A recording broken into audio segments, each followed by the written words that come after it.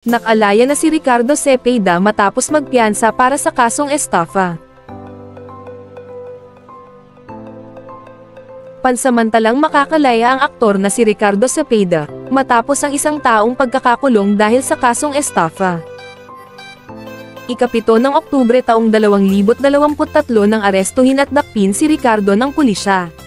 Mula sa Camp Caringal, Quezon City ay dinala si Ricardo sa Cagayan Provincial Jail sa Tugigaraw. Pinirmahan ni Executive Judge Gemma Bucaya Madrid ang resolusyon kahapon din.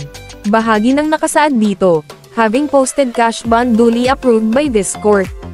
The warden of the Cagayan Provincial Jail, Tugigaraw City, Cagayan, where the accused is ordered to release the accused on provisional liberty unless held for some other lawful cause. Hindi nakasaad kung magkano ang kabuuang halaga ng piyansa ni Ricardo para sa pansamantala nitong kalayaan.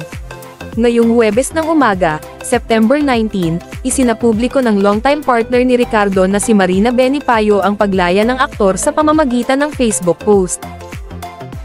Mensahe ng actress model, "May uuwi na, finally. Thank you, God, for your continuing guidance. Never mo kami pinabayaan despite the challenge. Thankful for the strength you have given us throughout. Thank you everyone also for your prayers." Kalakip nito ang isang nakakatuwang video habang nagsasayaw sina Marina at Ricardo sa saliw ng kantang, "Don't Be Cruel," ni Elvis Presley. May nakasulat ditong, "He's finally going home. I'm still in disbelief that I am outside." Ito ang pahayag ng aktor na si Ricardo Cepeda sa eksklusibong panayam ng Cabinet Files. Ngayong Huwebes ng umaga, ika-19 ng Setyembre taong 2024.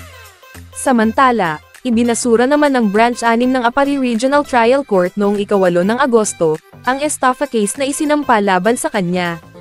Lubos ang pasasalamat ni Ricardo sa lahat ng mga tumulong, para malikom ang malaking halaga ng piyansa para sa kalayaan niya, at nangunguna ang Panginoong Diyos sa kanyang pinasalamatan.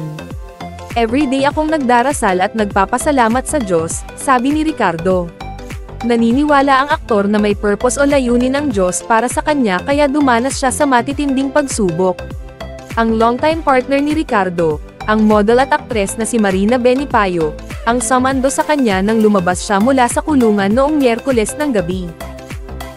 Kwento ni Ricardo, "Marina came here to bring more funds and papers needed for my bail.